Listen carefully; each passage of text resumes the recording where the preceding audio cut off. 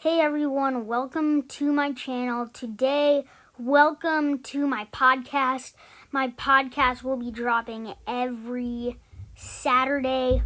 So, I want to talk about why the Eastern Conference is so freaking bad.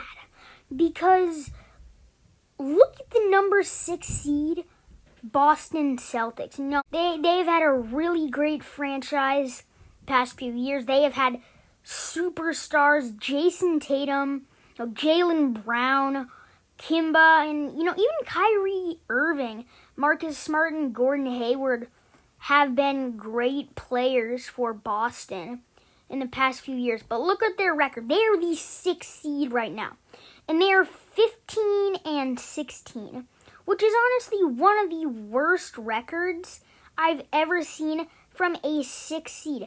They are below 500. They're 484 winning percentage, and it bugs me that the East has been so bad.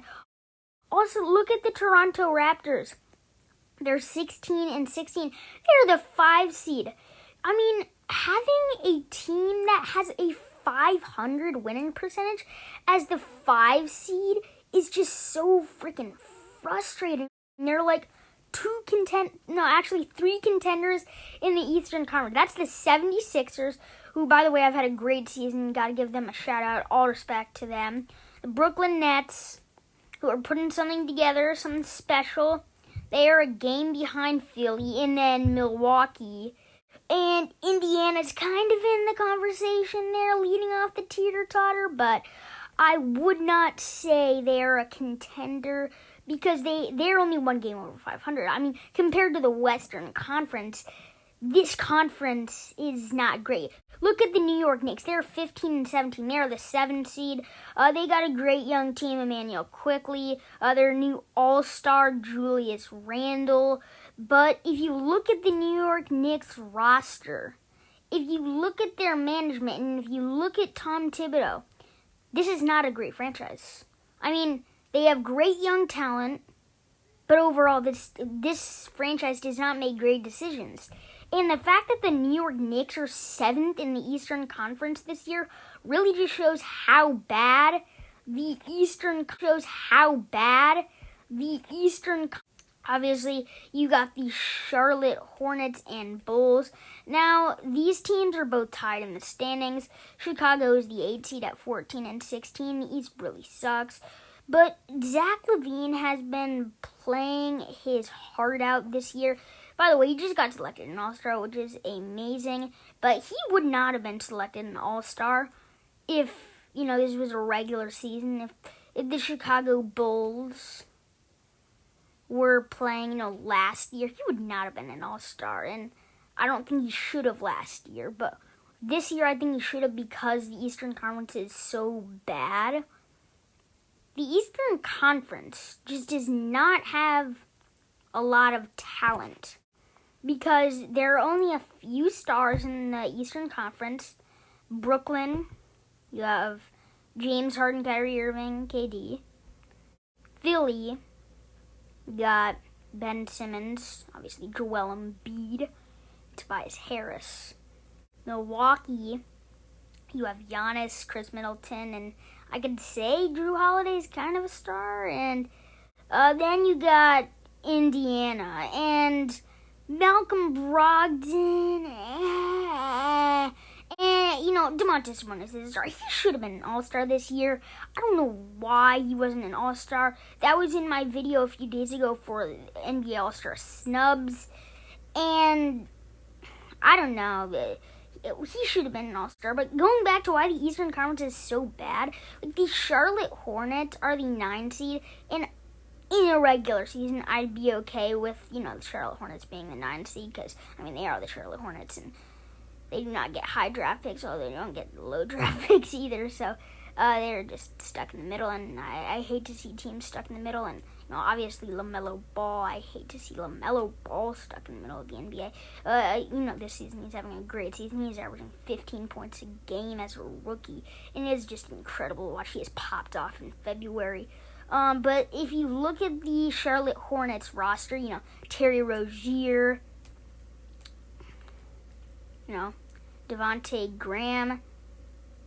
Obviously Gordon Hayward too, because he has been playing incredible this year. He has come back from injury. This season, Gordon Hayward, he's averaging like 22 points a game or whatever it is. Like, that is incredible. And then Miami. Miami made the NBA Finals last year. Like, I think some people forget about that. And they have really just been under the radar this season. As the 10 seed, they have a record of 14-17. Jimmy has been injured, and that's part of it. Bam Adebayo is also an all-star snub. I did not include him in my video a few days ago, but maybe I should have. Because, he feels like an all-star to me, but the Miami Heat do not feel like a team who is worthy of having all-stars. And the reason this Miami Heat team has fallen off is quite simple. Jimmy Butler. Like, they have the young talent they do have. They have Bam Adebayo, and they have Tyler Hero and Kendrick Nunn. But when this team struggles, it's without Jimmy Butler. Then the Atlanta Hawks, Kenny for real said it. They are one of the biggest disappointments in the NBA this season. Also, Rusty Buckets said it, and they're 13-18. The reason is because of injuries. I love Trae Young, and I love this squad. They have a great young roster. The reason they are not good is injuries. Danilo Gallinari, I love Danilo Gallinari. He is a great player, and I have loved his talent, since I was able to watch basketball. But Danilo is having an off year. He's not been popping off. He's only averaging 10, 11 points a game. That is not great by Danilo Gallinari standards. Then you got the Orlando Magic with their second-time All-Star Nikola Vucevic. Remember when the Orlando Magic, they were 4-1 or something? They started off the season hot because Markelle Fultz was playing incredible for them. But Nikola Vucevic, he has been playing incredible, but the Orlando Magic were crushed because of injuries. Markelle Fultz went down. Then Cole Anthony went down a few weeks ago. Aaron Gordon is another player who is actually very underrated. Some people say he's overrated, but, I think Aaron Gordon is underrated because of how much he affects the Orlando Magic's offense. And then Evan Fournier, he went out with an injury. So this team has just been hit by injuries. I could honestly see them being the 7 seed right now if they did not get destroyed by injuries. And the 13 seed, the Washington Wizards. Props to Washington because we overlooked them in the start of the season, and they are trying to get something together. They are 379 winning percentage. Russ is having an off year. Bradley Beal is carrying that team on his back. If they could go a 7-game winning streak, that would be nice. That would be real nice if they could go on a 7-game win streak, and then Bradley Beal and the Washington Wizards would actually be contending. Because if they were 18-18, they'd probably be 6, 7 seed then. And it just surprises me that Washington is actually this bad of a team. I thought they would be a 9 seed because I didn't think Russ or Beal, for that matter, would mesh well together. And they've been worse than I expected. So, good job, Washington. And then you have the Cleveland Cavaliers, who are stuck in an interesting situation. They are going to trade Andre Drummond. They have sat him out games. And, if I look at this team, Darius Garland, we expected him to have a breakout season, and I think he is having one. The only reason we're not talking about it, he plays for the Cleveland Cavaliers, dude. The Cleveland Cavaliers have a really small fan base, especially since LeBron left. And Colin Sexton has been popping off, man. Gotta hand it to Sexton. But they were actually playing kind of good in the start of the season. Andre Drummond, props to him. The reason they're not great right now, they have been sitting out Andre Drummond, and I think that is a huge mistake. I want Andre Drummond to get traded to a good team, but the Cleveland Cavaliers are just totally taking a wrong move with this. I don't understand why they're still trying to rebuild, because, they have the team they have, and I feel like they should be contending now. And then you have the Detroit Pistons. They are stuck in a very awkward position as well.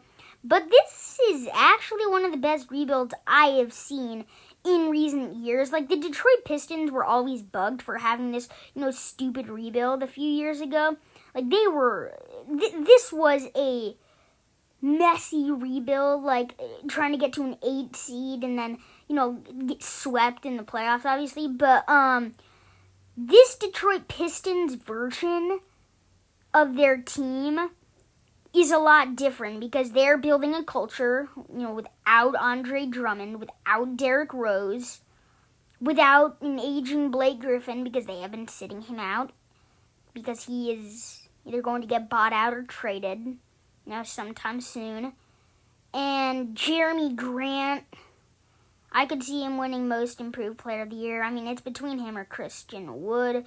But honestly, the East just sucks. What's your takes in the comments, guys? Anyway, thank you guys for watching. Click subscribe, turn notifications on, like, share, comment, all the good stuff. And as always, we are Hyper Hooper Basketball, and we're out.